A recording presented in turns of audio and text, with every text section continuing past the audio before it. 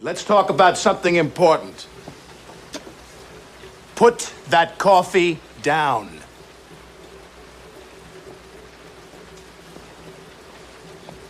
Coffee's for closers only. Best there is, the best there was, and the best there ever will be. I need the best. I had the best words. Well, I'm the best there is. The best.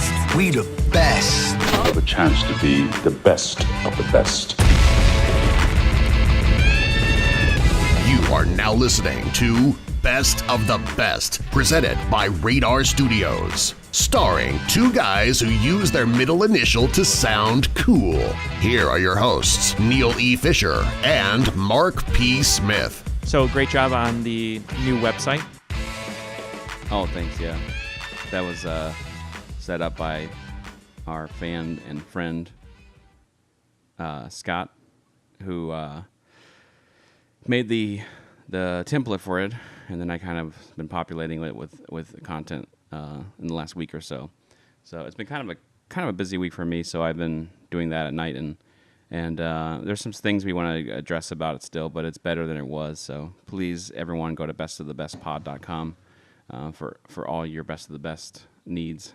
Yeah, it's really sweet. The latest episode will be on the page when you visit it, and we made the page so that if you want to tell your friends or people you don't know about the podcast, which we're hoping, we figured it's easier just to go to bestofthebestpod.com, and then they can see all our past episodes. They can see some extra content that Mark and I have curated for each episode, whether it be a trailer, behind the scenes, photos, things like that, and we're going to keep adding to it, but we wanted you to have somewhere you could go and learn a little bit, but also enjoy the podcast. And it's been a long time coming, but with Scott Fleming's help and Mark's ingenuity and me over Mark's shoulder, it has come to life. I don't know about the ingenuity, but yeah, we are on Stitcher. We haven't mentioned it before. I think we mentioned it on social media, but we're on Stitcher now. Finally, they accepted us. I don't know why it took so long, but so we're basically everywhere you can listen to podcasts. We're not on Spotify, but they're pretty bougie about who they let on Spotify. So I don't know if we'll get there until we have a certain amount of listeners. So at the time, you can find us again, iTunes, Stitcher, YouTube, Google Play, pretty much everywhere. So yeah, what we really need is you guys to spread the word, because everyone who talks to us loves the podcast, doesn't miss an episode, but it's just a matter of getting other people to listen to it. So please spread the word. We're still trying to get 25 iTunes reviews for a special Radar t-shirt to the winner of someone we pick out of a hat.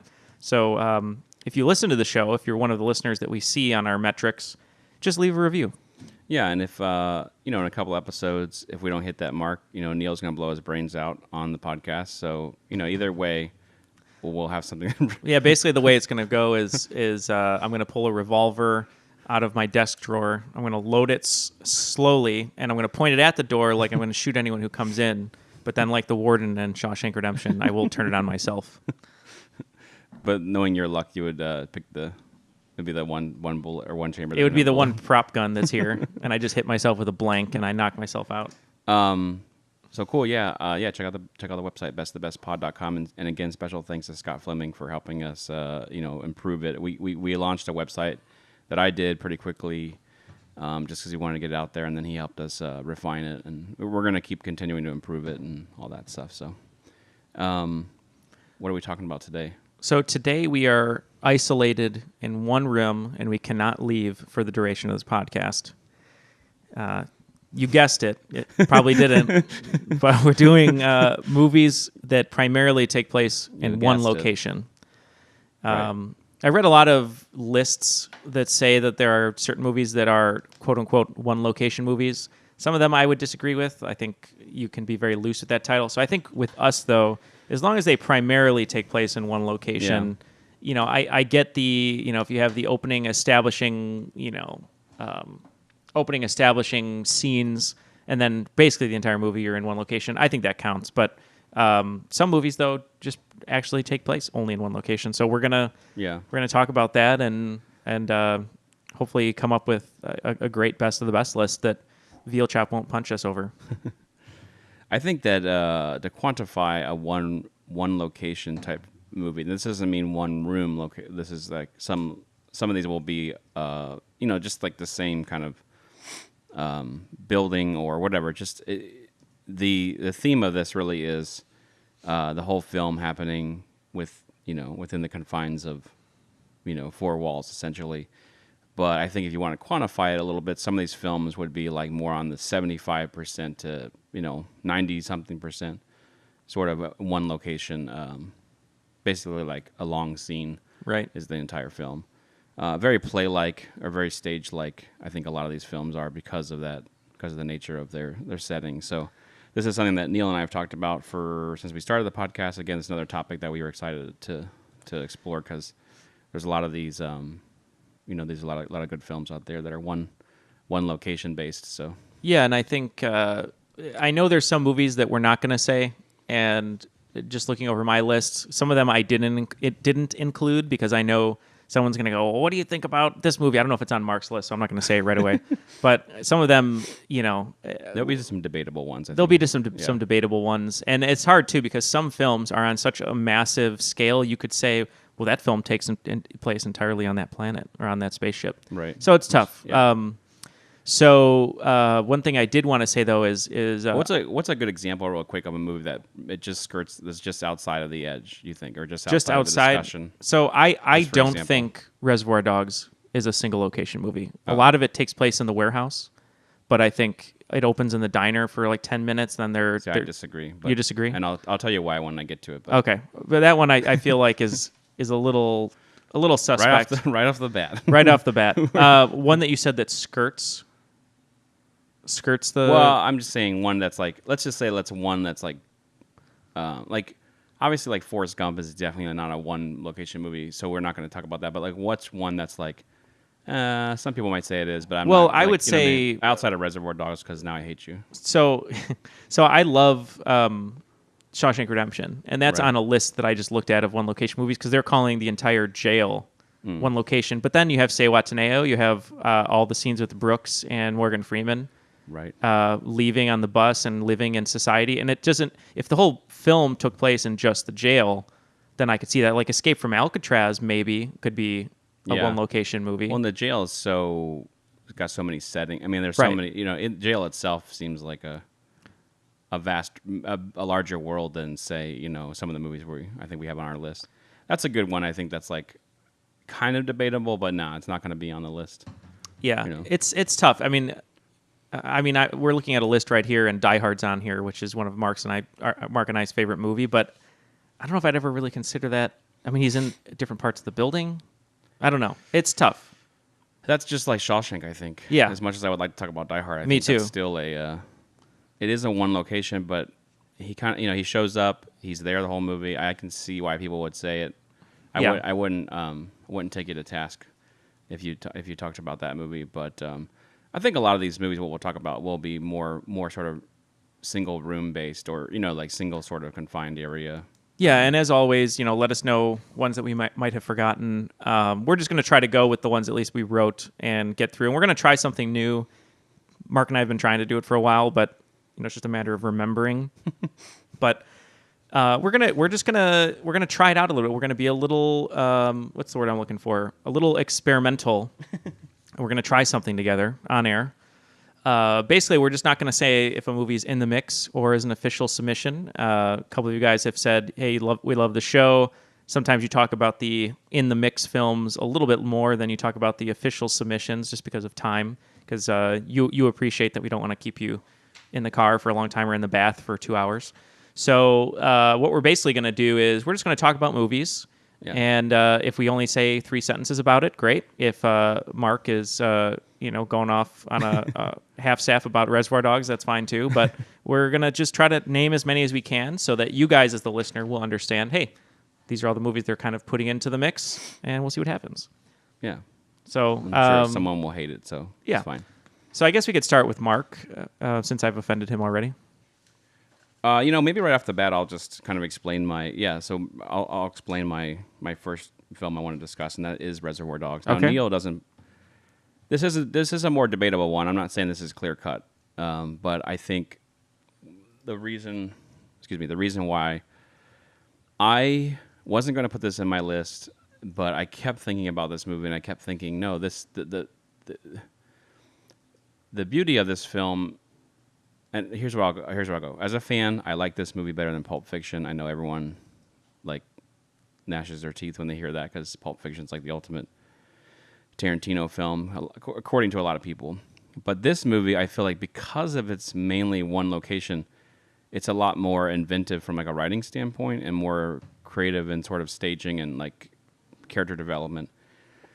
And unlike Pulp Fiction, when you think of the timeline, Reservoir Dogs, because obviously Quentin Tarantino is known for like nonlinear writing. yeah, just the whole movie is scrambled up, and you kind of sort of assemble in your mind as you're going, and that's kind of the exciting part because you've seen kind of the ending of a scene or the beginning of something later or whatever.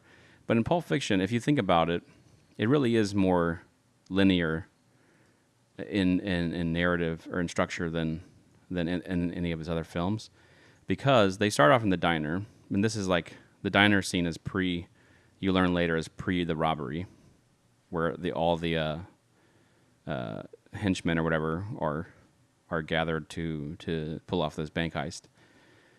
And then right after the robbery, or right after go back, right after the diner scene, we cut right to post bank heist, and then they're in that room for the whole time. Now we do cut back to Tim Roth's character, and we found out he's an undercover cop and how he got involved, and and then other people's.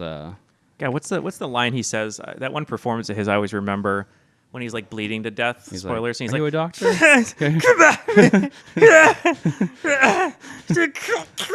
He's Doesn't he do that? gurgling blood. Yeah. yeah. Okay. Like Sorry. how he didn't die on that car ride to the place is amazing. And then Harvey Keitel's like, No, are it you is a doctor?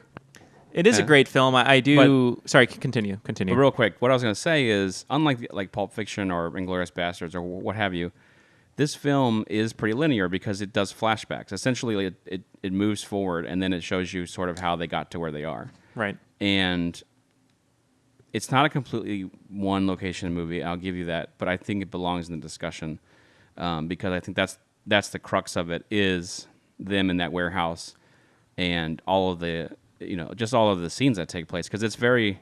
I think about movies like this. If there's a stage adaptation of this film, then it's a good chance that it's a pretty quality one location film, and You're saying Reservoir Dogs if it was a play, then it could you could stand on its translate it own easily, right? And then because- you could actually say maybe it was a play before, and then they just added these little elements, the Rashomon elements of what happened before. Yeah, because it's yeah, not right. it's not as if you're seeing stuff jumbled. You're seeing stuff as a flashback. You're seeing what I mean. You're seeing how they got to where they are, but the meat of the story is the conversations and the action that takes place within the warehouse itself. Brown. Unlike Pulp Fiction, where you do cut from character to different separate characters that you don't know how they're related, then you find and then they all that kind of reveals itself. So Yeah, and I will set aside some of my thoughts on Quentin Tarantino, but because I think I might have talked about it on a different episode or maybe in public with someone about his affinity for the movie City on Fire with Chow Yun-fat, and how a lot of those elements are very similar to Reservoir Dogs. I'm not saying he ripped it off. He does copy a lot of filmmakers, and he does that. I think I've said it before. The thing I don't necessarily agree with him on is you can take techniques from filmmakers, and you can even copy filmmakers as sort of an homage, but it's always good to sort of say who you are paying homage to, just as a sign of respect. But he doesn't do that a lot, and I think he kind of takes credit for the fact that he comes up with these things when in reality he watches so many movies and he just takes from other movies. In all of his movies, I mean, any movie you could just look up the references and you'll go down a rabbit hole. But yeah, no, it's a great movie. I think it's a great one for me and you, I think, because we both worked at Blockbuster, and this is like the first movie a guy made after working at a video store. right. And all the performances are really good. They're really classic. And yeah, I get it. I mean, I actually kind of, now that you say it, I probably would agree that primarily it does take place in that one location. Maybe it's not necessarily as strong as some of the ones that I think I'm going to say or you're going to say coming up here, but it definitely belongs in the discussion. Yeah, and And really, Quentin Tarantino, to your point of him is homaging or whatever. I think a lot of times he's a little self-serving with the writing. I think sometimes it doesn't go anywhere. There's sometimes it's done brilliantly, which I think Inglourious Basterds is probably like the best. Like, Inglourious writing Basterds to is scene, like in sort of the Tarantino bingo. long-winded scenes.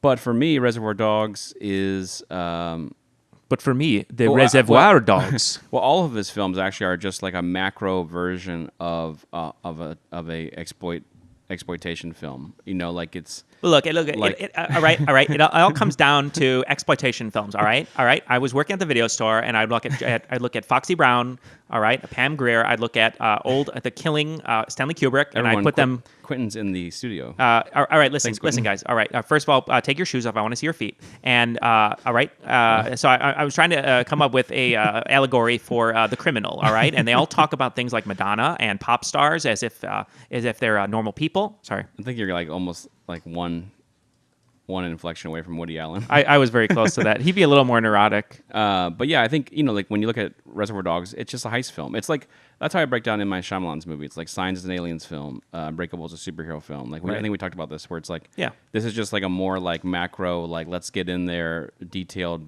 version of it, and that's really what Reservoir Dogs is. And I will say, revisiting Shyamalan recently, his stuff is really good, and if you do break it down to a simple story, ghost story, like a ghost story. I mean, it's just a very simple story, and they're very well done. I mean, obviously not counting like After Earth or Last Airbender, but yeah, he does that really well.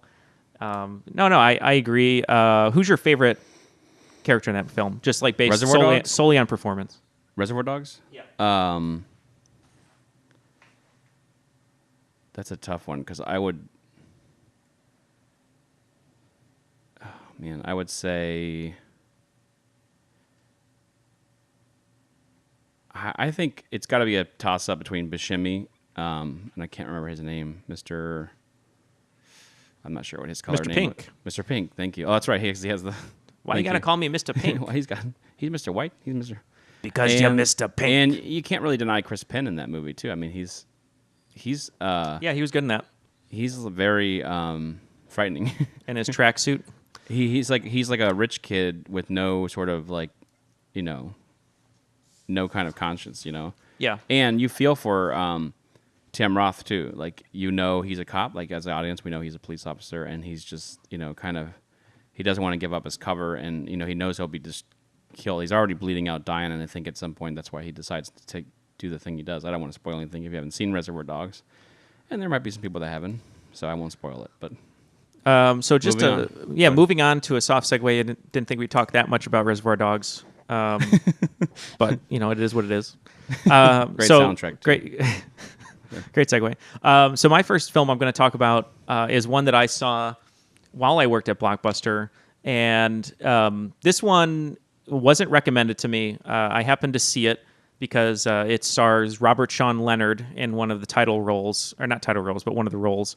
And he portrayed a character named Neal in Dead Poets Society. And spoiler alert, I won't give the complete spoiler out, but let's just say he doesn't last throughout Dead Poets Society. But it always stuck with me because his name was Neal in the movie. But he's in a movie by Richard Linklater that some would call a camcorder drama. And the reason it's called a camcorder drama is Richard Linklater filmed it on a camcorder, on video. And it's if you can get past the use of the camcorder, which might be a little jarring at first because it's not as smooth as a normal handheld camera. It's kind of all over the place. But there's a film starring Robert Sean Leonard, Ethan Hawke, and Uma Thurman based on the play by Steven Belber and directed by Richard Linklater, who we've talked about quite a bit. The film is called Tape. Have you ever seen this? It's if I have, it's been a long time. So this is a very good movie. This is like when everyone was shooting on mini DV. That was like the whole. Yes, it was during the mini DV time. Yeah. Soderbergh, same thing. This 28 film days later, is set entirely in a motel room. So it's kind of crazy when you think about shooting an entire movie in just one motel room and how that could come off. I mean, it is a play, so you have that going for it, but it's 3 characters. You have a drug dealer / volunteer firefighter from Oakland.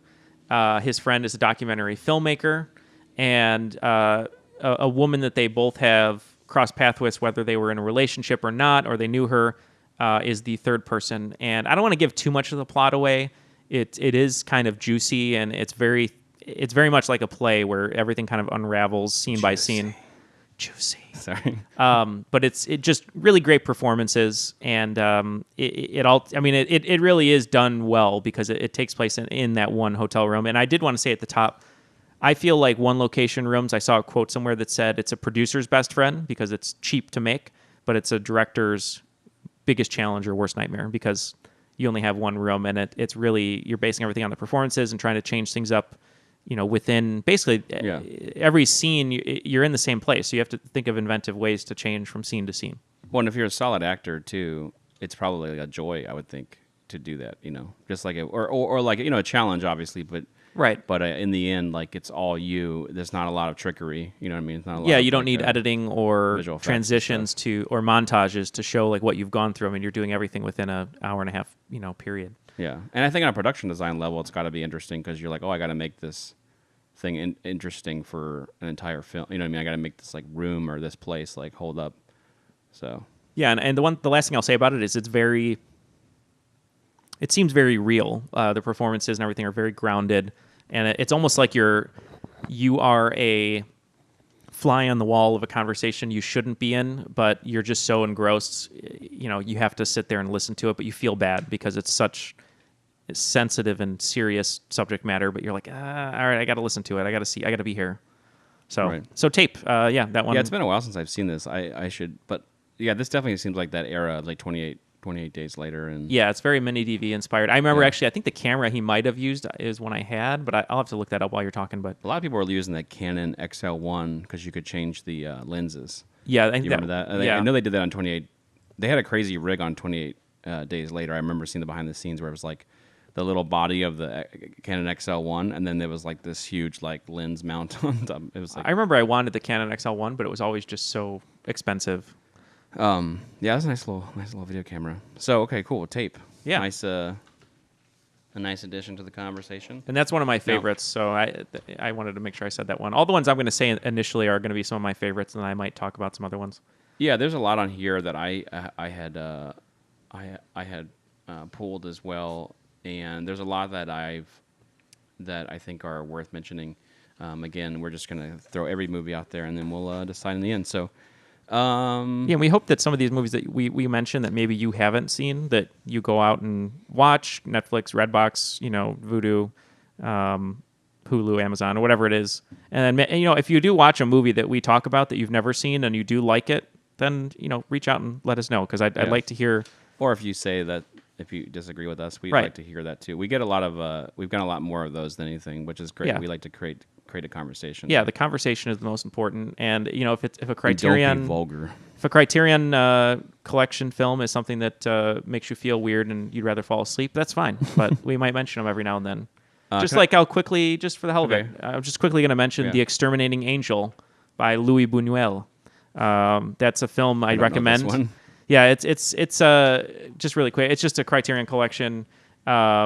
It's pretty cool. It's about these like really rich high society folk, and they are at this party, and it's kind of satirical and everything. But basically, these people find out they can't leave this party, and they all just basically turn into just the worst human beings you could think of and start turning on each other. Oh, but a great one-room old movie.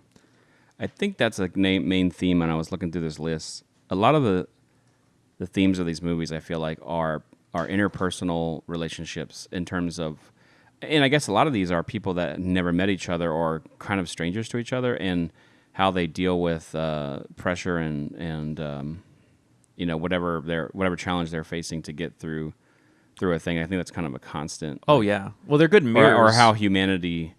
How does humanity hold up? How do if you're a good person, do you become a bad person to get through the thing, or do you, vice versa? Do you hold on to those virtues? These are the best movies to watch with a group of people, because when you're sitting there, the one character might, he might kill someone, and then you're like, I would never do that. And it's like, yeah, but he threatened his wife, and there's only 6 of them, and he had to do it. Right. And then you have this like long dialogue. What would you do kind of thing, yeah. Yeah, and then you're right, and you find out, and what these movies do so well is it might seem like they throw different stereotypes in there, like you might have, a quiet person. You might have like the blowhard asshole. You might have some racial tension between two or three of the people. You might have sexist tension. But when it all boils down and you have 5 or 6 different people in one small contained room, everyone's like true selves come out, and then it's just like wolves fighting. Right. If you don't get along. Just tribalism. Yeah. Yeah. It's like It's like the next movie you're going to talk about, maybe? since you did 2 movies, you dick. That was just a quick little thing. I will do a quick thing because the next I'll do 2 if you don't mind. I'm going to do a quick one and then I'm going to do one more. Dude, I don't mind anything. Just do what you want, okay? I don't even have pants on right now. This is going to be a long episode. This is a movie that we mentioned like twice now, so I'm not going to go into it deeply, but I would be remiss if I didn't include it in the list. Okay. And that is 1985's The Breakfast Club by John Hughes. We've mentioned it before with Chicago movies, and we've also mentioned it with something else. I can't remember now. Anyway. I think we mentioned it somewhere else too. Yeah.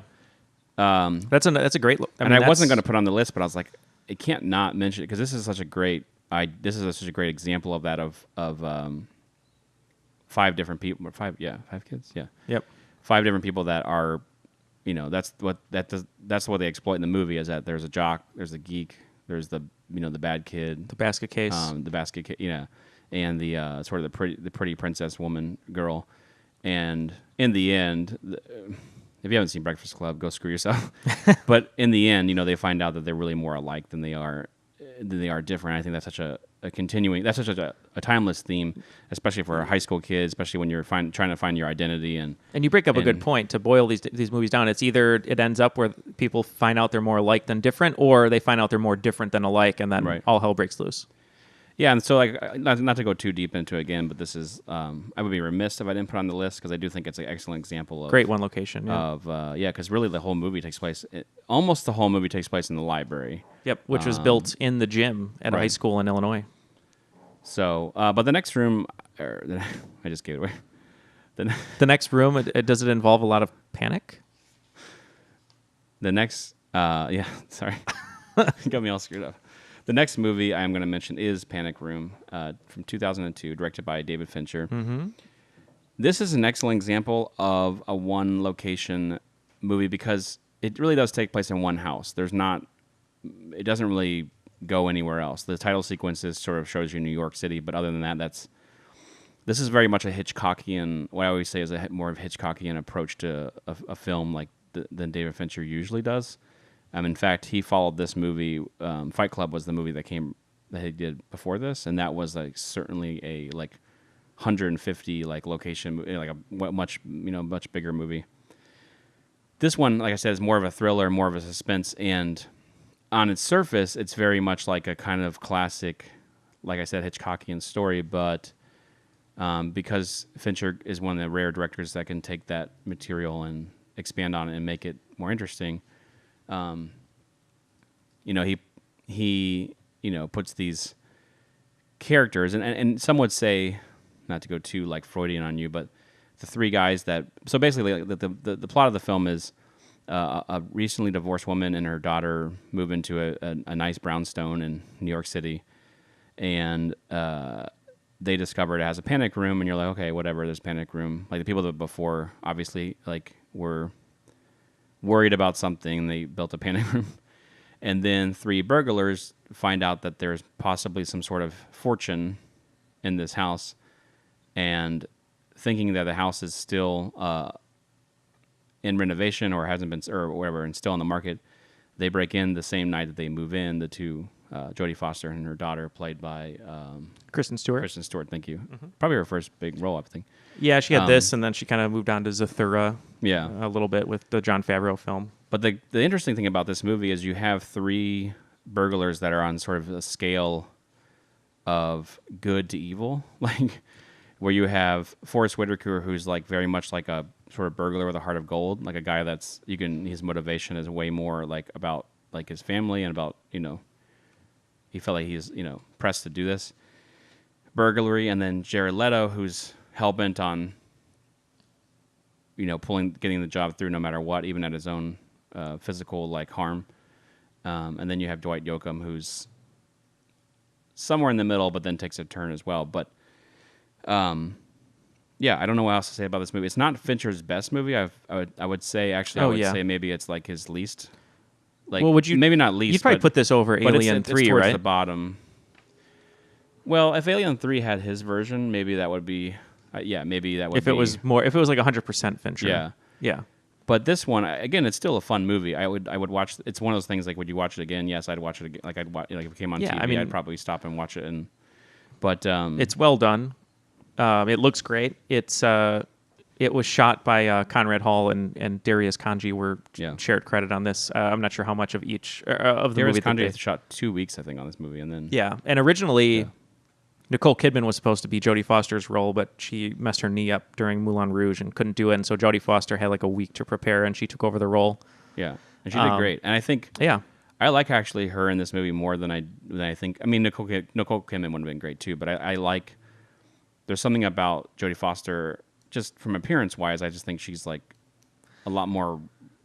real. Yeah, like there's something about it. I feel like you kind of Yeah, and I think feel even for her more, or even something. Fincher talked about it because I think he said a quote like, if this was a Hitchcock movie, and I did have Kidman, who was my original choice, it would be like Hitchcock choosing Grace Kelly because she kind of exudes sort of a, some people would say like a beauty or a refined quality, which maybe makes a little bit more of like a damsel in distress or like a hoity-toity person who can't really handle herself and has an arc. But Jodie Foster seems like a real person who's been through stuff or who has lived a life, and once you push the right button, she completely turns on you. Now, I haven't seen this movie, but I was reading that a couple of different people have mentioned that this movie was very similar and almost not a remake, but almost like the movie Wait Until Dark. With I guess Audrey Hepburn. I never seen it. Yeah, I that's guess where it was she made in the plays 60s. a lot of these movies on this list actually were kind of influenced by that. She played a blind woman whose house was invaded by 3 robbers. Yeah. Also similar to one that I was going to mention quickly, but we can just kind of gloss over it, but was Don't Breathe, which is similar to a blind guy. Right. His house is getting intruded on by 3 robbers, cat robbers. Yeah. And he's kind of a. Yeah, Don't Breathe is interesting. I didn't even think about that movie, but you're right. That's a. That was a really, I was really surprised by that. Yeah, that was a great film. You're right though, because it's interesting. Because just to go on that tangent, we'll just kind of segue to it. I think it's worth discussing because I do think you're right. I think it could be a good candidate for this list. But Don't Breathe is so interesting because in that case, you kind of feel for the guy that they're trying to rob, but at the same time,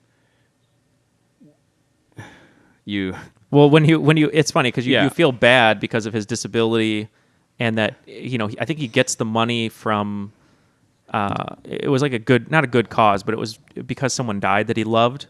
right. But then when the plot starts coming out, you're like, Yeah, and then things starts twisting, and who you think is good is not so good, and that is interesting. 'Cause that's an interesting film. Unlike this other film, Panic Room. Wait Until Dark or Panic Room, Yeah. where it's like that's pretty clear cut who the antagonist. and Audrey is, yeah. Hepburn was nominated for an Oscar for that film. Oh, okay. Yeah. I have to see that. But sorry, But anyway. continue though. I was just going to say, as far as Panic Room again, if you're a Fincher guy and Fincher fan, and you haven't seen this, I would definitely watch it. It's definitely like it's interesting because I feel like out of all his movies, this is the more sort of intimate. You know what I mean? Like in terms of Yeah. just being in one location, but it is a thrilling movie. I mean, there's some great scenes in this film, and I think this kind of started his Conrad Hall DP. Like I know he shot with other people, but this has kind of started that relationship, which. yeah, I have a list been of good his films right here, but we don't have to go through them all. But that might be an episode on itself because I know we both love Fincher.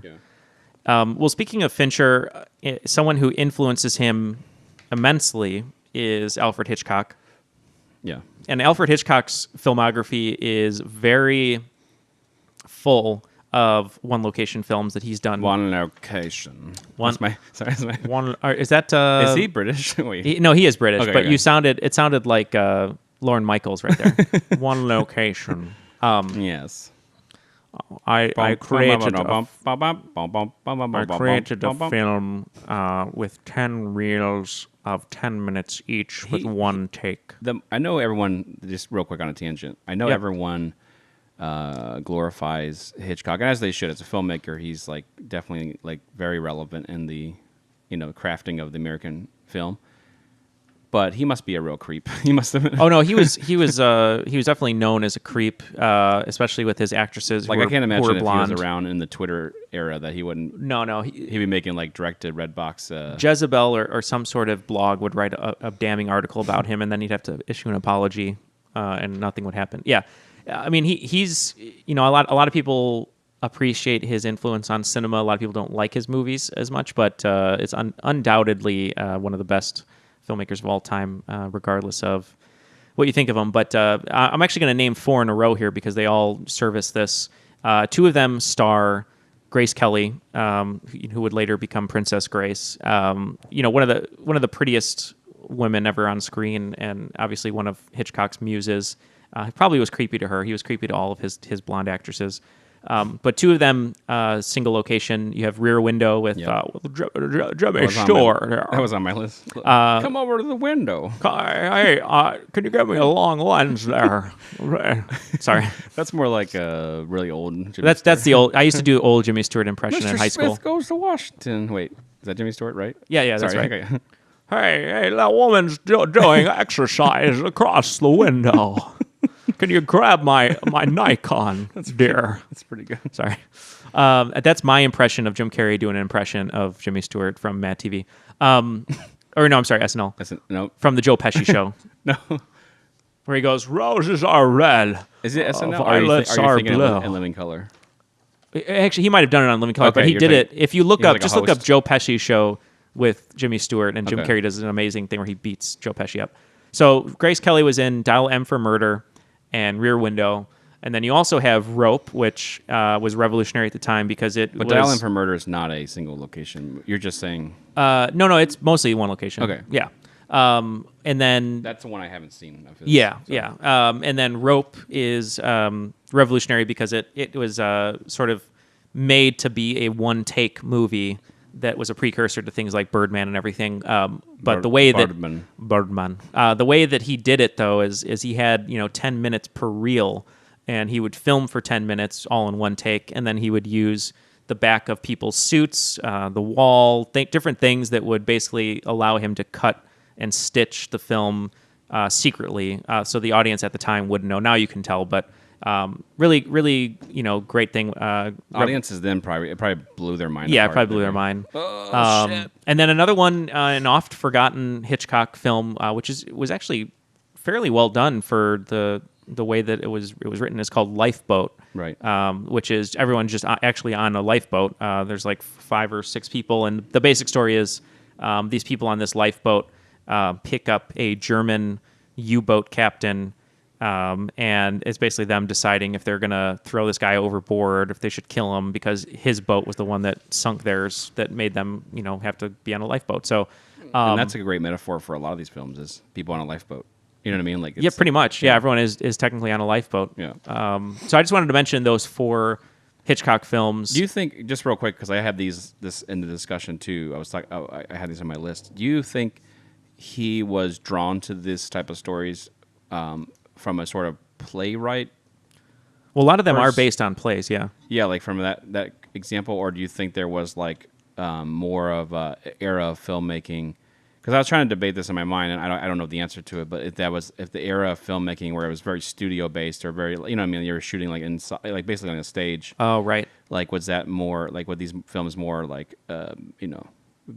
suited for those kind of almost like it's almost like a TV show or something. A lot of these films are just. I don't know. I mean, I think at the time you had studio based films, but with a lot of his movies, he sort of turned things on its head. I mean, I know some people think it's a boring movie, but at the time, though, we always have to look at things with perspective and 2020, because obviously Psycho isn't really scary now compared to what we have now and everything. But if you think about it at the time, it blew people away. Just like the Lumiere brothers, when they had the footage of the train coming at the camera, people jumped and fell out of their seats because they thought the train was going to hit them from the screen. And now we call them like Cro-Magnons and idiots for thinking that, but they've never seen a movie screen before. So they are idiots. That's they fine. are idiots, yeah. But a film like Rear Window, glad where they're dead. you think of a guy like, oh, okay, so this guy's just sitting in his window looking across to a different apartment building, which everyone does if you live in that kind of area.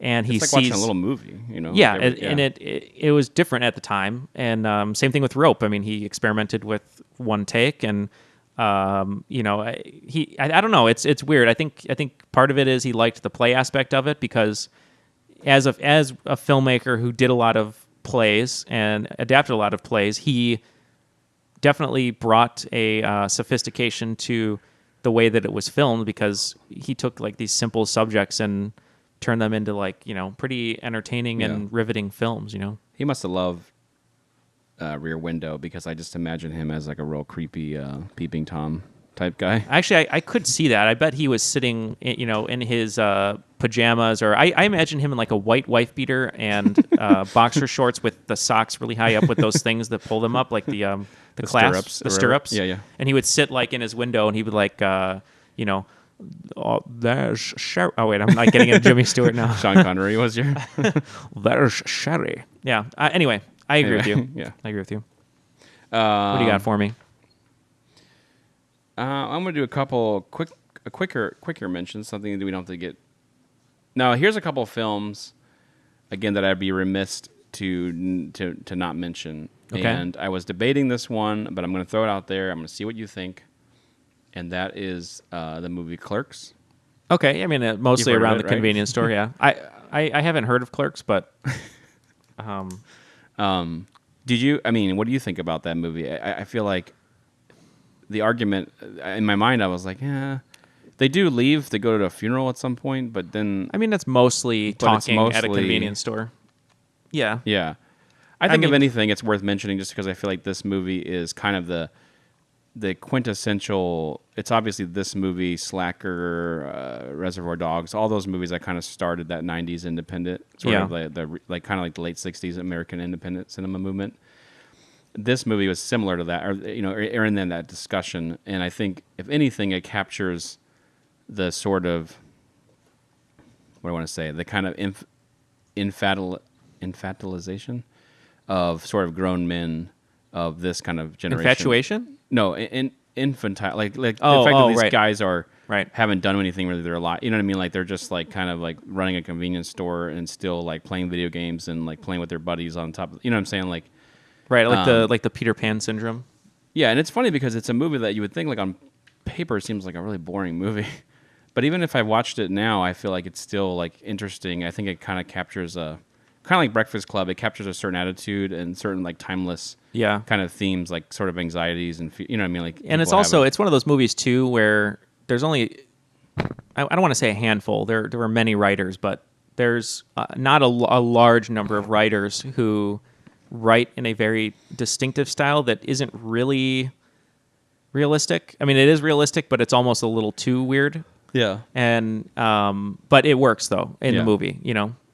Yeah, it's kind of like an abstraction of, like, Yeah, I mean, I feel yeah. like, you know, what are their names again? Randall and Dante, right? yeah, Dante Yeah. and Randall. That each of them are kind of like someone that you know, but almost just turned up to 11 a little bit. Yeah. And if you don't mind, I will go to the film Cube, Ah, yes, made in 1997 a Canadian classic, by director Vincenzo Natali. Vincenzo Natale. Natale. I never heard of this movie until my roommate and best friend in college, and he was a fellow Blockbuster employee as well. He was a big horror movie fan, and he watched like the worst horror movie. Like he just like you know, he will tell you like, oh, this is, you know, but he like likes the schlocky stuff. So I kind of like would watch. I like horror, but I was like, I got to be like In the Mouth of Madness or whatever. It's got to be something good, like something Wes Craven or Right. something that's like I know it's gonna be quality. So he would recommend stuff all the time. I'm like, dude, I don't want to see like, you know, fucking. I don't want to see like I spit on your grave or whatever, you know. oh right. And Last he House on the Left. He recommended this movie. He's like, man, you got to see it. You got to see it. It's really good. It's not what you think. And I'm like, all right. So we finally watched it because the cover is like, to be honest with you, even in like the early 2000s was like kind of terrible looking. Like it just It didn't was. Look, it looked like something I did not want to watch. But then we watched it and it was really, really interesting. And really the if you haven't seen it, I won't. It's worth a watch and I won't spoil anything. But it's essentially, again, people, strangers put together. They're basically abducted and put into this room or a box, like a Rubik's Cube almost, like basically what the title implies. Yeah. And they have to make their way out. They have to. They don't know why they're there. That's another classic trope of these movies. Yeah, everyone wakes up, but where are we? I don't Yeah. know. How did we get here? I don't know. And then usually like one person knows, but they're too afraid to say it. Right, and then that kind of reveals what reveals himself is the character that they have. Like, Right. and then they sort of then they start to understand that they all have certain skills that they need. They basically have to work together. If they turn on each other, they won't make it out. But it's interesting because it really does take place in sort of a square room, a 14 foot by 14 foot by 14 foot by 14 foot Yeah, and it's room. in The end, I won't say in the end, but no, I was reading that the production of it basically is one room. They just change the colors, which is really smart yeah. because the design of it is very. Would you call this a horror abstract. movie? I guess A horror movie? A horror movie? I guess it's call more it of a a thriller. suspense movie. Yeah. The Wikipedia page and other reviews I've read, which I think describes it perfectly. If you guys are familiar with Franz Kafka, they call it a Kafka-esque setting. Okay. The fact that they're supposedly they think they're in one room, but it's just basically like a maze. Right. That alone, knowing that there's X number of rooms, 1,000 rooms. I forget what in the film. I think Yeah. it's like 15 rooms. 17,000 or Yeah. something. That knowing that there's that many rooms and you have to figure out a way to get out stresses me out enough. Right. And then having I someone probably would have just killed myself with Right. the first thing I could find. and then having other people being like, you're not helping us, or like it's basically It's kind of like Saw in a way. I think it's like has Saw. very much. I think the interesting thing about this movie and a lot of these movies is I wonder if we enjoy them as a culture because we enjoy reality TV so much, or it's the opposite of that. We enjoy reality TV so much because we enjoy these one-room films, because things like Survivor or other shows, you're like we said, you're basically throwing different personalities into one pot and just seeing if they get along. Yeah. People that would normally never interact with each other. Ever. Right. And then in the instance of Cube, you're throwing like a really crazy Rube Goldberg or like maze element into it, which is making people even crazier. And there's some sort of goal like, hey, we got to get out of here and figure this out. Little mention of Nicole DeBoer. She's the lead female in the film. I hadn't seen this until recently, and she was one of the leads on the television series The Dead Zone with Anthony Michael Hall, which I loved. I used to watch in like the early 2000s, but she plays his wife, and when I saw her in this film, this is kind of where she got her big break, so she's good in it. But yeah, no, that's a great film. I think there's a lot of films that are kind of like Cube that reference it. And I looked up the box that you were talking about, which is the one I remember from Blockbuster. But yeah. Yeah, it's like pretty awful looking. It don't judge the film by the cover. Yeah. I definitely would recommend Cube. It's a perfect example of what we're talking about for sure. So quick little mention, I'm not going to talk too much on it, but just to kind of thank Christ. pair it with another Canadian film, there's one called Pontypool, which takes place basically entirely in a radio station during a zombie outbreak. Okay. And there's a little twist about how the zombie virus spreads, but I don't want to give too much away. But I'll just say it's a film, takes place in a... I'll just say it's airborne. Yeah, I'll just say it's airborne. It stars Stephen McHattie. It's kind of a lower budget film, but it's well done. A lot of people really hype it up like it's amazing. I mean, it's not like... I've seen this on people's lists, but I've never seen it. Yeah, I mean, it's entertaining. Yeah. It's not like amazing, but yeah, I just wanted to mention that just because it is Canadian, just to go along. Pontypool. Pontypool. Pontypool? Pontypool, all with one word. But I'm going to talk about one. Pontypool. Maybe my favorite one-room films. Oh, fuck. Maybe. I told you, Lord of the Rings is not a... Yeah, right. Do you have any guess which one I'm going to say? I think it's easily one of the master Circle? classes. Which one? The one you were just talking about? Oh, no, it's not Circle. all right. I will talk about that one. Spoiler alert. Easily one of the master classes in directing from Sidney Lumet. This film, You son of a bitch. it's not the one you think fine. you think it is. It's Dog Day Afternoon? It is not. So this film was remade into a TV movie that I remember we watched in school. And when we watched it in school, I was like, this is kind of weird. Like, it seems like a little too overdramatic. It had Tony Danza in it and some other people. And I was like, I don't know about this. And then I realized, hey, there's an original film by the same name called 12 Angry Men. And 12 Angry Men is such a good movie. Yeah. Henry Fonda, and directed by Sidney Lumet.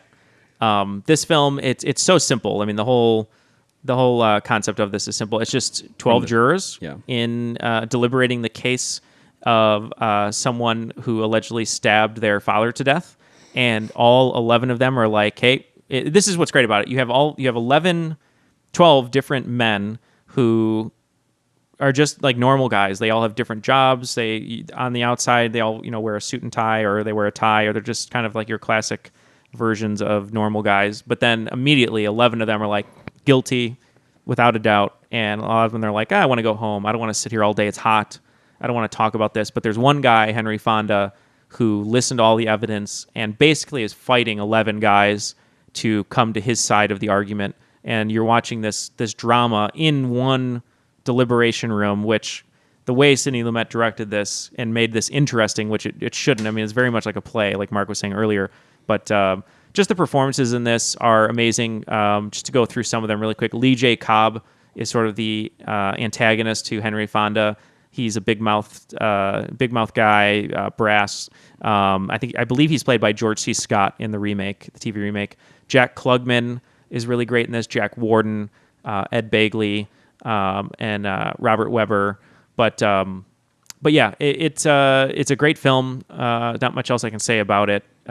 Just the way that Sidney Lumet shot it, the performances are great. It's one I definitely think you should check out. And then if you want to check out the TV remake, which I'm going to That was talk... directed by William Friedkin. Yeah. Thank you. I was just going to say William Friedkin. You got it. Was it only for TV, or did it come out and then it just made its way to TV a lot? I think it was a TV movie, and then they released it on video. Let me see. They're considering it a 1997 film, American television drama, directed by William Friedkin. Yeah. And just to give you an idea, there's some pretty big actors, like modern actors. You have Courtney B. Vance, Ozzie Davis, George C. Scott, James Gandolfini, Tony Danza, Jack Lemmon, who was in the role of Henry Fonda's, and Mykelti Williamson, Edward James Olmos, and William Peterson. So pretty big cast for that remake. Tyrese was in it? No, that's Tyrese Allen. Oh. Not difference between Tyrese and Tyrese. Tyrese. Apples and oranges. I think this is definitely on my list. This probably is the quintessential one location film. Yeah, it has to be. Because it is like a stage. It's people on a lifeboat. It's people that don't have anything to do with each other, but they find themselves on a jury. I think most people that do jury duty just want to get it over with as quickly as possible. And this is a conflicting movie in that some people take it seriously enough where they're like, hey, this is someone's life we're talking about. And some people, because of their wantingness to either go back to their families or, be done with this, are, he's guilty. And then someone says, wait, what about this? What about that? You know what I mean? And then the drama sort of unfolds. I think this would be nice to see a new version of this too, because it's one of those like kind of timeless movies. I'd love to see what like a newer, like fresher director would do with this kind of movie. That's actually a really good point, it's especially a with perfect movie to do on stage. Obviously, I mean, a perfect story to do on stage over and over again. Yeah, I've seen a lot of 12 Angry Jurors on stage, so you can have the female influence in there. Actually, that would be really interesting to see a new director take it on, because in the age of social media now, in the old days and up until, I guess, cell phones, jurors weren't allowed to like read newspapers or talk to anyone. Yeah. But now it's so hard. I feel like they make such a point to tell jurors, you can't look at your cell phone. You can't they're afraid people are going to text them from home and go, I just saw, Nancy Grace or the news about the person that you're a juror for. He's definitely guilty, and they're going to get influence from all over the place, or look on Twitter or whatever. So that would be an interesting angle, the social media angle. Yeah, this is a great movie. The original and Sidney Lumet, I don't think we really talked about him as a director, but Network and Dog Day Afternoon and you name it, many other films he's done. Those are just kind of two of my favorites, but definitely influential. I learned about him mostly because I'm a big Paul Thomas Anderson fan, and PT had talked about how Magnolia was inspired by Network and other movies Sidney Lumet made, and so The Verdict was sort of the in courtroom, I guess, companion piece to 12 Angry Men with Paul Newman. Yeah, so I would. This is a good one. So Yeah. thanks for adding it to the mix. Yeah, are you going to stay on the Sidney Lumet train? Well, no, not exactly. Okay. Because I saw Dog Day Afternoon. People were. It's fine. It's. I don't think it's as strong of a one. It's a great film. Don't get me wrong. Right, I don't right. think Just it's not as as strong as a strong. one location movie. So you're certainly more than welcome to talk about it if you want. But No, I will no, not. Continue. So go fuck yourself. Here's a movie I haven't seen, and I'll tell you why I haven't seen it, but I think it's worth just putting it out there. I Yeah. don't know if it's on your list or not, but the movie Buried, I don't know how you say Yeah, it. Buried is quite good. Directed by Rodrigo Cortez, starring Ryan Reynolds from 2010. But I have not seen this movie, and it's only because, not because I don't want to see it, it's because I have like claustrophobia. Like it's probably like the worst like ism I have, like fear I have, you know. And like I can't even hardly watch that scene in Kill Bill. Was it Volume 2 or Volume 1? Yeah, where she's in the Where she's buried coffin. alive. She's doing the 1-inch punch, try to get out. I can't even barely watch that. Like I have to like skip to that scene because the idea like just being in a space that confined that you can't get out of, it just like without a thing to blow your brains out is like just so scary to me. So, and that's basically the whole movie that Buried is. So I have not seen it, but I want to throw it out there in the conversation. Have you seen this movie? Yeah, it's I really enjoyed it. I know it's not a perfect film by any means, but just the fact that he's in the coffin the entire movie and they found a way to keep it suspenseful. It's 95 minutes. Ryan Reynolds plays a civilian contractor in the Middle East, working for basically for like the troops and everything, because that was sort of a big deal. He's in Is Iraq. that a mercenary? Yeah, but he's not even a killer. He's just a truck driver. Okay. But if I remember correctly, he wakes up. He doesn't know how he got there. He knows he was ambushed by terrorists who killed some of his colleagues, and I believe he thinks he's there because they think he's like important somehow, but he's not. And so it's all him talking with like he only has limited cell phone reception, and he has like a lighter and like a glow stick and a couple other things, and he's trying to get a hold of like his family and like the State Department to get him out of there, to find him and like ping his location. The ending is crazy. I'm not going to say anything about it, but it's really well done. It's really worth a watch because I'm so frightened to watch it. It is very frightening. The way that they shot it is really interesting. Like how they had the coffin they had the camera sort of on a stage, and then they would move the camera around, and they had different size coffins for different scenes. Like they'd have a large one for sort of more establishing shots or like horizontal shots, and they'd have a smaller one for the tighter scenes. But yeah, great performance by Ryan Reynolds. Though I would. Yeah, if you're claustrophobic, I would watch it. I would probably break that cell phone and make like a nice like sharp shard out of it, and then just stab my neck. Yeah, and bleed out. it's crazy. Great, yeah, with great entrant. But what I do want to talk about, this is an interesting film because it's been remade, and it's been remade by the same director, which is like not normally done. Okay. It's a movie called Funny Games. Yes. And I guess I'll just talk about the 1997 version of the film, the original, directed by Michael Haneke. I'm not sure how you say his name, but there was a remake of this movie made with Tim Roth, another guy we just talked about, and Naomi Watts. But Great poster the for that remake. Same director made it. It was like shot for shot the same thing. And I don't know what the exercise was, if it was just to like Americanize it. But the original film is all out terrifying. It basically takes, let's just say the Tim Roth and the Natalie Portman character. Naomi Watts. Naomi Watts. I just went right to totally different person. They basically pay, well-to-do people that have a vacation home, like on a Martha's Vineyard type location, and they are at their vacation home with their son in the weekend or whatever it is for summer. I'm not sure. And then these two guys that are seemingly like well-to-do, like they're like sort of in preppy clothes, kind of show up to because they need help, and then they turned out that they're just psychotic killers. They just want to torture this family. For no apparent reason, really. For no apparent reason, yeah. They're just psychotic. Which is even more terrifying. Yeah, And so the whole film basically it takes place in this house, and it turns like a seemingly like sort of, you know, beautiful vacation into like, you know, just a crazy nightmare. But these guys, I think that's the most thrilling part of this movie is there's no. It's almost like the Joker in Dark Knight or something. There's no real motivation outside of just pure psychoticness. Yeah. And you can tell, like, it's like kind of like, how did they pick these people? You know what I mean? Why were they the ones that, you know, got the shitty end of the stick? I think it's almost like The Strangers, right? Because there's no reason that they attack Scott Speedman and Liv Tyler, right? It's just they happen to be there and they're alone in that house. That's what's more terrifying, I think, in these movies is like they're agents of chaos. It's like you can't really reason with you can't affect them in some way. You can't like right. Everyone wants hit a nerve. Yeah, you know, it's not like the guys.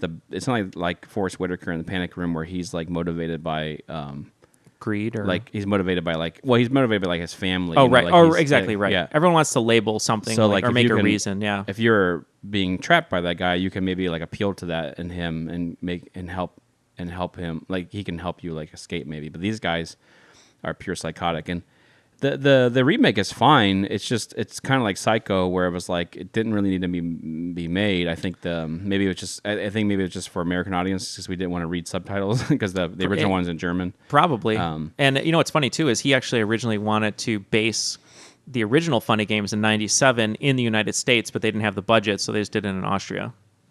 Or sorry, Austrian. Sorry.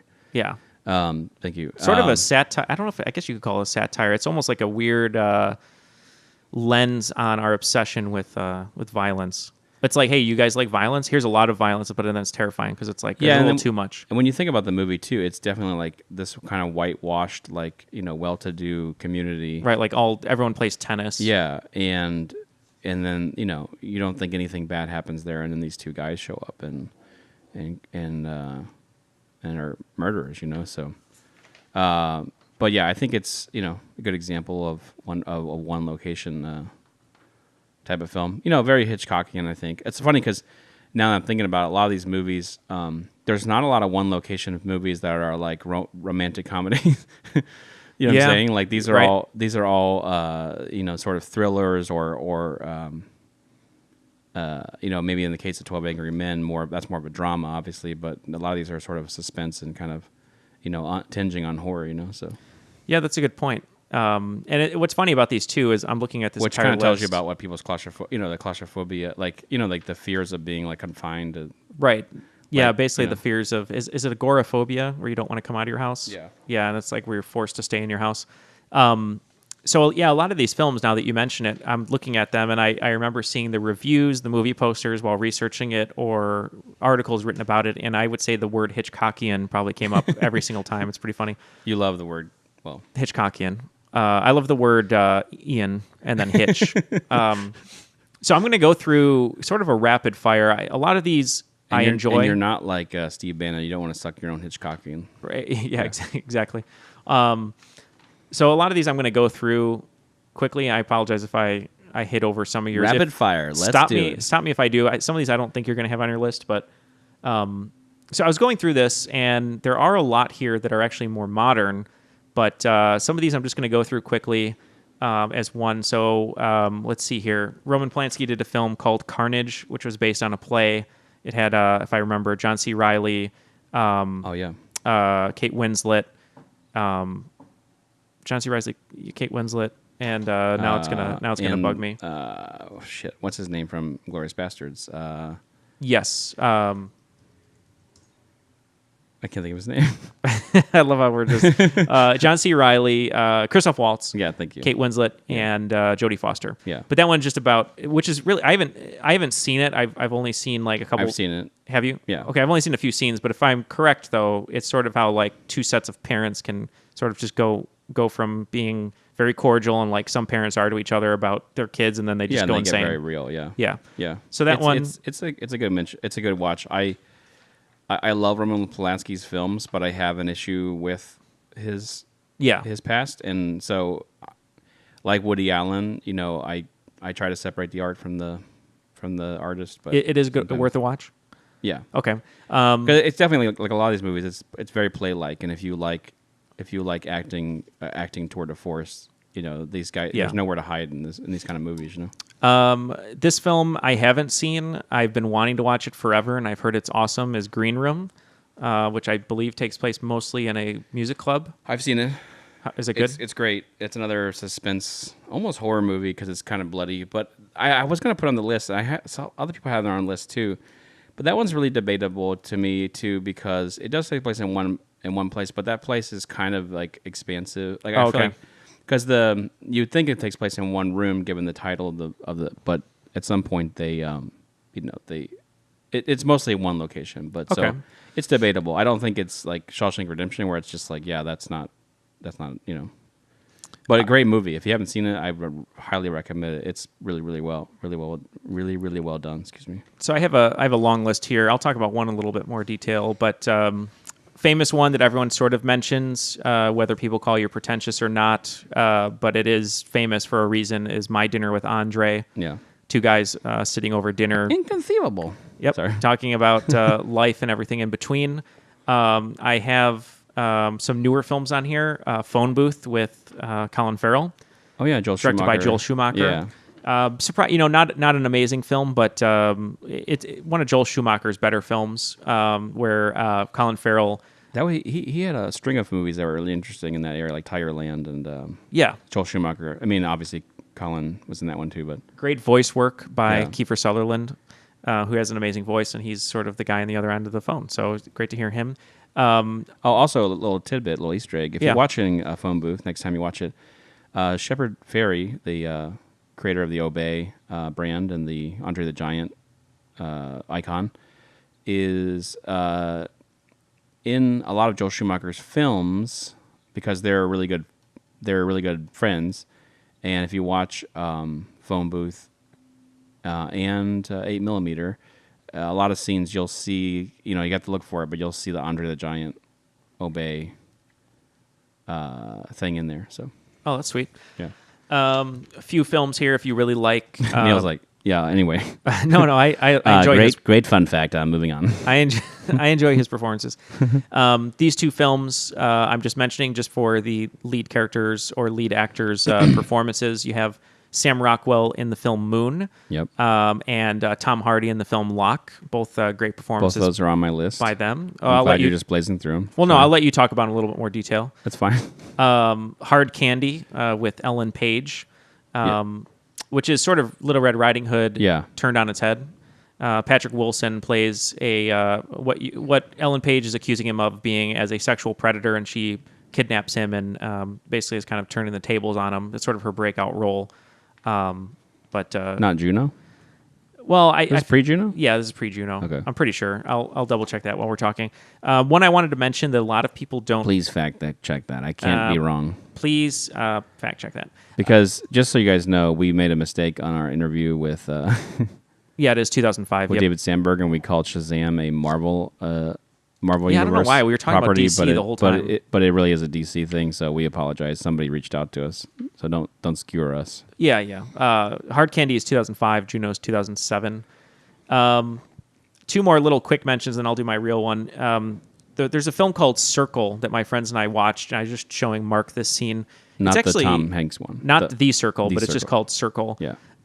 Basically, it's just same thing we've been talking about. A bunch of different types of people sort of wake up in this room. They're all on these little circles that have lights on them, almost like a place that you would stand and it's illuminated.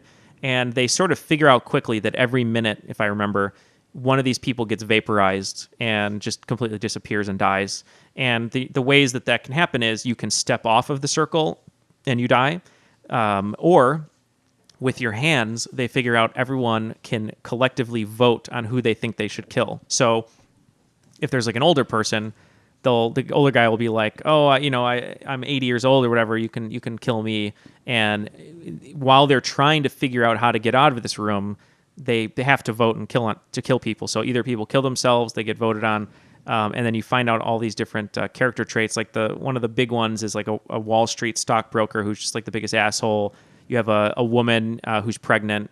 There's like a young guy who sort of is kind of like the audience. He's the one who talks the most. But there's a great scene where they're running out of people, and there's a teenager who everyone's going to vote for the woman and the kid, the pregnant woman, and he's like, I can't let that happen. I'm gonna kill myself so that you guys, she can live for another minute, and you guys can like talk it over. And the stockbroker, they ask him what his name is, and he's like, oh, my name's Sean. And one of there's an army guy in it, and he's like, oh, that's really honorable, Sean, that you're going to do this. And the kid kills himself, and the stockbroker goes, thanks, Scott. And then everyone yells at him. It's like, his name was Sean, you asshole. But my friends and I, we heard the line different, so we always go, you're a hero, Sean, and you're a hero. And I love the misquoting of. That's always fun, Yeah. misquoting. So I wanted to mention that, and one quickly that I haven't want to... seen that movie, but you've mentioned it before. It feels like... Yeah, and it's seems not like an great. interesting film. The biggest actress in it is Julie Benz, who's been in quite a few things, who you might recognize. One that is sort of an underdog here that I want to watch with my friends. I've never seen it, but I've read so much about it. It's on their best lists of one-room movies. It's called The Man from Earth. Have you seen this? No. It sounds great. I'm not even going to talk about it because I haven't seen it, but the log line, it really intrigues me. It all takes place in one room. There's a university professor, one of the favorite professors on campus, who lets slip in this room that he's actually a Cro-Magnon who has lived 14,000 years and wants to tell them about his experiences living that long and what humankind is like. And no one in the room believes him, and it's about him convincing them and then them debating it. And it's all in one room. And it's like 6 or 7 people. Sounds ambitious. Yeah, it sounds ambitious, sounds Yeah. really interesting, but it's from England, and it sounds great. But the one I will talk about is a modern movie, which I think Mark has seen. I was very, very pleasantly surprised by this movie. Didn't know anything about it going into it, which I think helped my love for it. It stars Mary Elizabeth Winstead. It stars John Goodman, and it is 10 Cloverfield Lane. Yeah, this is a great movie. Really, really enjoyed it. It's directed by Dan Trachtenberg, produced by J.J. Abrams, written by Damien Chazelle, who kind of, I think, Sort of rewrote... a prequel to Cloverfield. Yeah, sort of a prequel. They call it a yeah. sequel. It doesn't Yeah. really have much to do with it. Great performance by John Gallagher Jr., who's from Newsroom and from his turns on Broadway and Spring Awakening. It's they're in a fallout shelter, John Goodman's fallout shelter, and he likes things a certain way. He's very particular about his fallout shelter that he's created. Mary Elizabeth Winstead is in a car crash, and she's saved by John Goodman, and he kind of nurses her back to health. And him and John Gallagher have been living in this fallout shelter together, and they can't go outside because there's an alien invasion. And he convinces them that if they go out, that they'll die. Yeah, yeah. And we won't say much more than that. Yeah. But it's a great film. Very, very Hitchcockian and very tense movie. yeah, a lot of interest. Like, yeah, you're. I don't mean to be lame, but you are on the edge of your seat when you watch this movie because you don't know. John Goodman's character is so fragile, like his, in terms of like trying like the lead woman the actress trying to appease him, but also trying to figure out a way to escape. And they shoot this fallout shelter in a great way. Yeah. And my favorite scene that you'll recognize, people who haven't seen it, I won't give anything away. It's when they're like playing one of the board games and they have to like guess who the other person yeah. is. It's when John Goodman has a certain character. It's really good. Yeah. But yeah, so 10 Cloverfield Lane. That's a great one. I totally forgot about that. So thanks for. Yeah, more of a modern one, but Yeah. yeah. And then to that note, though, I was just thinking as we were been talking, the movie Room. Right. That's like half room. Yeah. Half. I was going to put that out there. William H. Do you Macy think house. That's a. Yeah. You're right. It is half and half. It's because Yeah. it's half the movie is her experience in the room and half the movie is her acclimating to being Great outside the room. performances, though. Yeah. But yeah, Jacob Tremblay. And, you're right because I forgot when they get. Brie Larson. Spoiler alert: when they get rescued, they live in that house for quite a while, or there's quite a little. Because a lot of the drama is her just like William H. Macy not being okay with the fact that she's scarred, and he just wants her to go back to normal. Yeah, it's an interesting movie too because when you think about Brie Larson's character, obviously was born and raised like in a typical suburb, and then she was abducted, and then she had a child by the abductor. But the child knows nothing about the sort of That quote, is unquote, interesting. normal outside world, and Right. that's the interesting thing about that movie is the kid was like the room was all he knew, and he just called it room, and so he goes out into the world. It's sort of like Sensory overload. Yeah, it's scary, and he wants to go back. Like he has like much more pleasant feelings towards room, where the woman Brie Larson is like, "Get me out of that room," because that's like nothing but horror and like whatever. But you're right. Half of it is outside of that room, so I'm not going to officially include that in the list. I just have a couple more, and then we can debate. Yep, I have a few more too. I want to gloss over. You kind of went through Locke and Moon really quickly. I'm not going to go too deeply in them, but I just wanted to mention. I do love Moon, by the way. Yeah, Moon is great. Directed by Duncan Jones and David Bowie's son. And is that right? Yeah, you didn't know that? No. Yeah. But Locke, the film that takes place basically in a car. Yeah, that's a really interesting. Not basically, it is just in a car with Bane. Sorry. Basically, if you want to know what it's like, you just listen to car noises, like, and then you just hear. But I like both of these films because they are super ambitious. I mean, making a film in one room is ambitious enough, but making a film with one person, yeah, I mean, you got to be really compelling. Is I think is truly ambitious, and Locke especially because he's just driving in a car the whole time. Yeah, and what can be more boring? Right, that is very ambitious. But the story unfolds through phone conversations and that's what. If you're going to pair this with another movie, it is very similar to Buried. Now that I think about it, okay, because Buried is basically him interacting with people on the phone, and it's sort of buried in a car. And Moon is basically Sam Rockwell.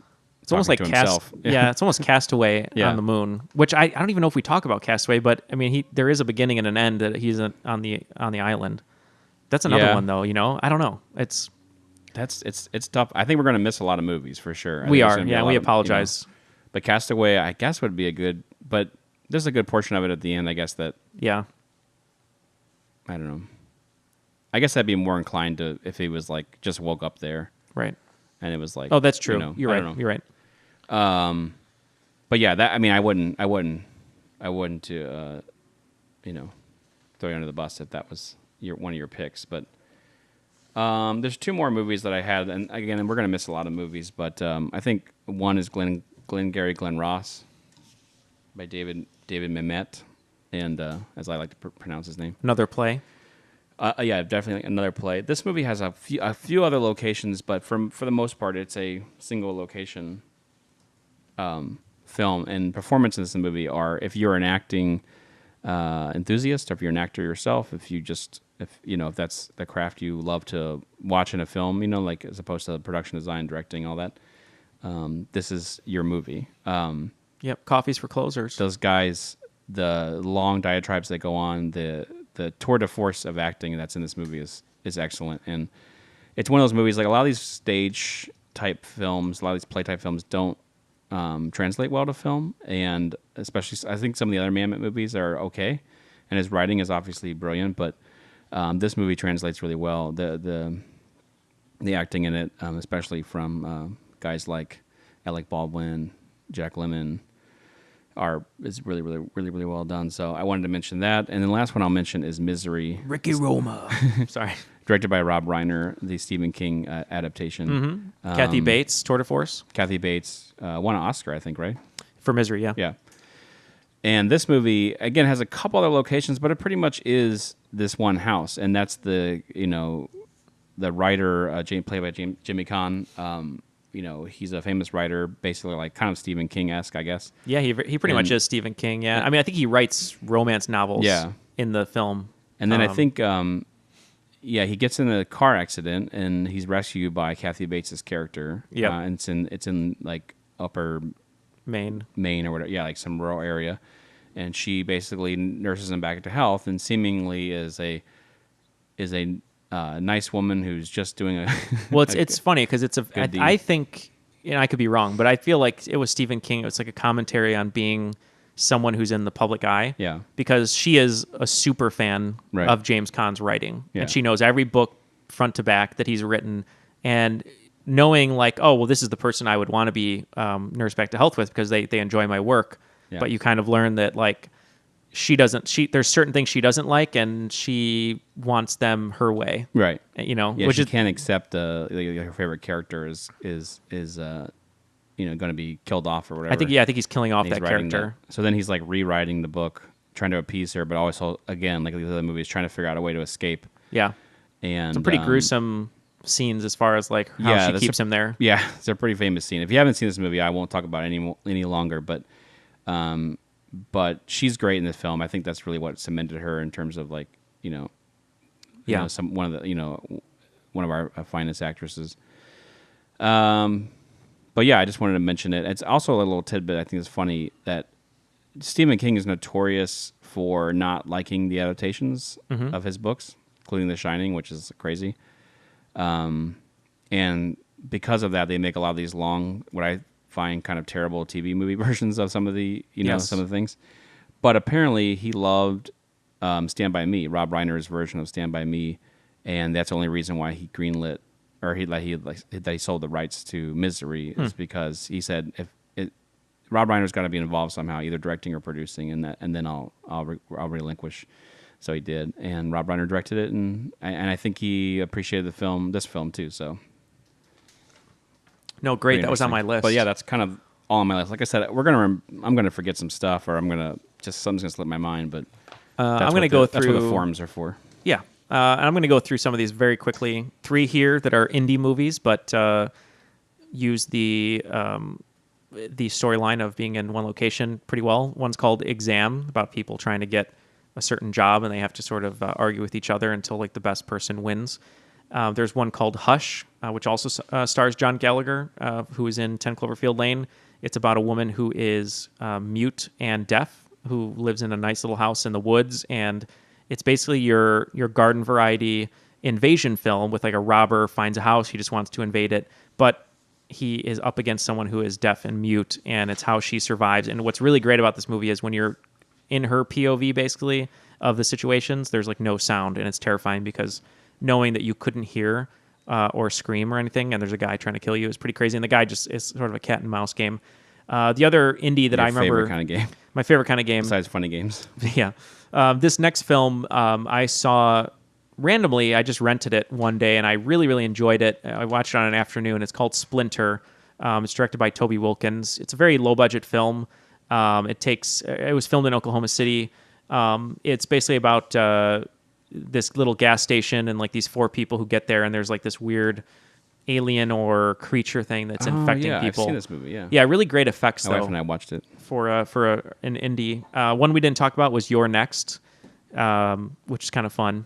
Adam Wingard, I believe, is the director of that one, about people at a family party at an estate, and a band of misfits comes and tries to kill everyone.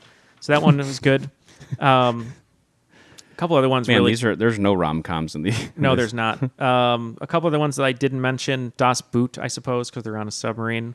Great film. Yeah, I kind of was like thinking. Yeah, I'm not sure. All the submarine movies could be. Yeah, exactly. I feel like, which is hard. I mean, yeah. But one I did want to mention. That one most certainly is all, like, I was thinking about Crimson Tide and stuff, but that takes place in other places too. But and I know we didn't mention like 1408 or Devil. There's a film called Coherence, Triangle. But there's one I want to mention. I saw this recently. I've been wanting to see it forever. Man, Titanic, I guess, could be. Yeah, I'm thinking. So this film, like Los Cromocrímenes, Time Crimes that I mentioned, I'm not going to say too much about it. If you don't like blood, do not watch this movie. But let's just say there's a French film called Inside. It's a short movie. It takes place primarily in a house.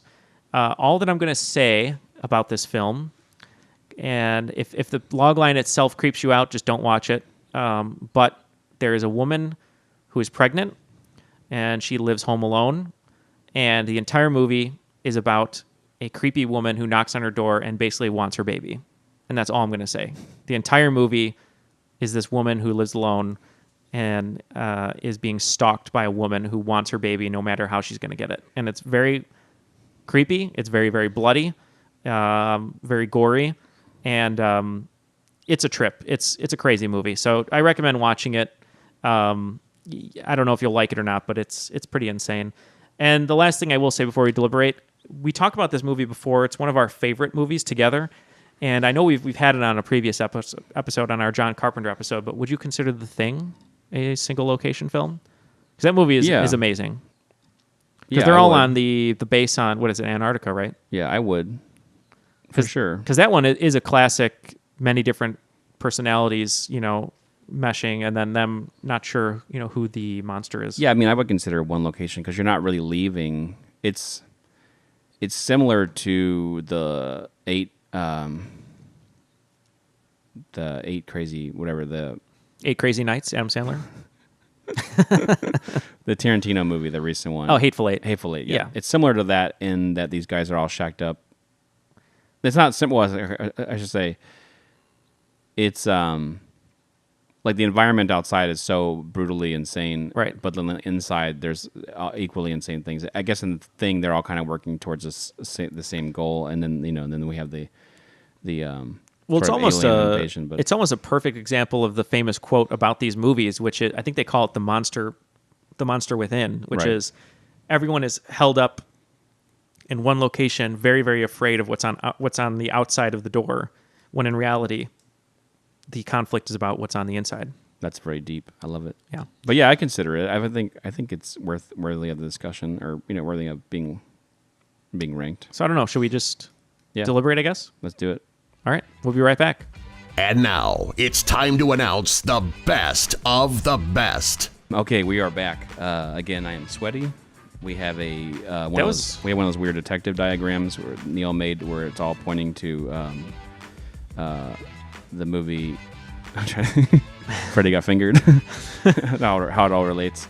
Man, that was a really hard one, actually. There's so many movies that were on our list, that ones that we even forgot about while we were deliberating, and so we feel bad if we forget your movie. We just tried to keep this as quick as possible and throw this list together. I talked to Mark. This might not become a thing, but we're maybe calling this the honorable mentions. Maybe 3. We'll call it 3 films that just we had to edge out and couldn't make the. You love edging. Edging, yeah. Just like my friend Ken. Our top 7 are Tony Kukoc and Steve Kerr, along with our best of the best. So, what would you consider our honorable mentions here? The ones that we just couldn't figure out a spot for.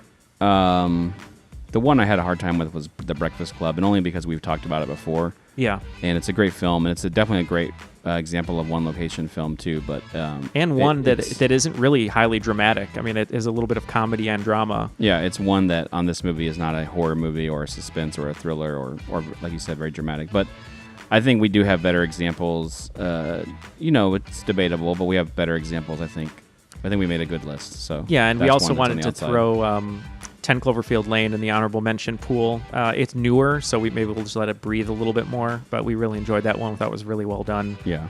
And do you have one more for the? That's kind of what I thought about. Everything else, I think, is like Panic Room and stuff is worth watching, but not really necessarily in the tops. Yeah. So. Well, do you want to tell us what the Tony Kukoc, Steve Kerr were? So in our Tony Kukoc and Steve Kerr spot, which is the 7 and 6, number 7, we have Reservoir Dogs. This was a movie I argued for to be at least included in the top 7. It's, I think, to Neal's point, I don't necessarily disagree. It's not as one location-y as all the other films that we're going to mention, but it is it takes place primarily in one space, and I think that's kind of the crux of the film. So I would argue that it belongs in the conversation. And at number 6, we have Richard Linklater's Tape, which was Neal's addition to the film, or addition to the list. Unlike Reservoir Dogs, it does take place in one room and one room only, and it's just a few characters. So this Richard Linklater is a master of making the indie film, and so we would be remiss if we didn't mention it in the 6 and 7 spot. So cool. Well, let's go to our movie trailer guy, and we'll start the top 5. Number 5. Moon. So this is the film that stars Sam Rockwell. It is directed by Duncan Jones, and also has Kevin Spacey in it as the voice of the AI system that Sam Rockwell deals with while on a base on the moon. We wanted to include this one for a very important reason. We wanted at least one film on here that dealt with a film primarily focused around one character, basically one tour de force performance where a character has to deal with his loneliness and his solitary, I guess, confinement, you can call it, the entire film, and be captivating enough that we'd want to watch and empathize with him. So we included Moon just because it's really entertaining. It's got a great twist in it, and it is following one character throughout the entire film, and we had that one just slightly edging out Locke with Tom Hardy. So Number 4. Rear Window, directed by Alfred Hitchcock. We mentioned a lot of these films are Hitchcockian in nature, so we would be again remiss if we didn't place a Hitchcock film in the top 5. It was a toss up between Rope and Lifeboat, and we were talking about Dial M for Murder earlier too. This movie, I just kind of argued, I think, like, because it's sort of a perspective from like a voyeuristic perspective on many different situations and people's lives in the apartment in the one building. I think this is kind of the again, there's great examples, but this sort of edges out all the other ones. And this movie, along with other Hitchcock films like this, are very inspirational to a lot of the other films that we've mentioned in the list. So yeah, number 4, Rear Window. Number 3. our number 3 pick, along with Canada's greatest exports of maple syrup, Ryan Gosling and Ryan Reynolds, is the film Cube by Vincenzo Natali. We included this one not only because it follows all the tropes that we had mentioned, people from different backgrounds and views being isolated in one location, but it also included the plot device of a constantly evolving and moving maze that these people were in called the Cube, and where they have to find themselves in different rooms and try to survive not only the giant maze, the Kafka-esque maze, but survive each other. And we thought this one did it really well, and is sort of a classic film in that regard. So Cube is number 3. Number 2. The Thing, directed by John Carpenter. We mentioned this towards the end of our discussion. It was a film we've talked about on John Carpenter episode as well, but we felt very strongly once we deliberated that this film personified the one location film as good as any of these other ones. And, like I said, the same themes are present throughout this film too, where people are working, to basically survive and kind of trying to figure out what is happening. They're in a confined space. Even if they can get outside, it's Antarctica, where it's, 1,000,000 degrees colder than everywhere else. And so they are basically confined to a space and have to deal with, an enemy that they don't quite understand. So if you haven't seen The Thing, I highly recommend it. I think it's a perfect spot at number 2. At number 1, the best of the best is 12 Angry Men. We talked about this sort of being the quintessential one-location film. It's directed by Sidney Lumet. Has a amazing cast led by the protagonist-antagonist duo of Henry Fonda and Lee J. Cobb. And it's just your simple story of people from different backgrounds being in a room forced to decide the fate of a young man who's up for murder.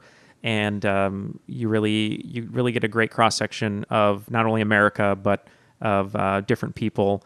And you can also watch the remake by William Friedkin in 1997. But like Mark and I said, this film really, the script and story stand on its own, and it's a film that you could continually remake every generation, because every generation is going to bring a little bit of a different flavor to it. And we just couldn't really disagree with having this one number 1. I mean, it's a masterclass in directing, it's a masterclass in acting, and we just really thought that this film, as opposed to all the other ones, which are all great, is going to stand the test of time. Cool. Cool. So I guess before we part, we need to make sure people give us those iTunes reviews if you have the time. We'd really appreciate it. If not, Neil's going to kill himself on Oh, the I forgot we podcast. talked about that, So, but I guess that's right. Yeah. So if you want to see Neil kill himself, don't write a review. Please check out our new website, bestofthebestpod.com, for some content. On this episode, if you listen to it on your podcast app, we're going to sort of populate it with some cool content. So get ready to check that out. Yeah, And, like to piggyback on that, every page, basically every episode will have its own page, and we'll have place to listen to it. Also, a kind of supplemental material that we feel like might be interesting that might help you understand our perspective on it a little bit more. We like to put trailers up there, or maybe even articles from people that written something cool, or there was a different take on it than we had. I think that's interesting too. So hopefully you can go to bestofthebestpod.com and learn something and really enjoy it. So. Yeah, and lastly, tell your friends. We really want to spread this by word of mouth. We haven't done any marketing yet, and we just want to hopefully build with that. We got some great guests we're trying to get on the show, or at least trying to schedule, so we'll keep continually work on that. If there are any podcasts that you listen to that have a similar flair, similar dynamic that we do, and maybe we can do sort of a cross-pollination with them, that would be great. Just let us know, tweet at us, and maybe we'll try to reach out and see what we can do. But thank you for the continued support. We're glad that conversations are starting per episode on different subjects. And I don't know, anything else, Mark? No. All right. All right, guys. All right. Thank you very much. Bye. What do you think? I don't know. What do you mean you don't know? I don't know.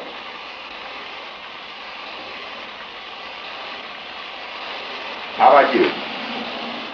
I don't know about the rest of them, but I'm getting a little tired of this yakety-yakking back and forth. It's getting us nowhere. So I guess I'll have to break it up. I changed my vote to not guilty. Thanks for listening. If you think we've missed any of your favorites, message us on Twitter and Instagram using the handle @bestofbestpod and include your own top 5 by using the hashtag BOTB. We ask that you rate, review, and subscribe to Best of the Best on iTunes or your preferred podcast app. Have ideas for show topics, opinions, or just want to say hello? Send us an email to bestofthebestpod@gmail.com. Till next time, special thanks to Radar Studios and long live Don Hogue.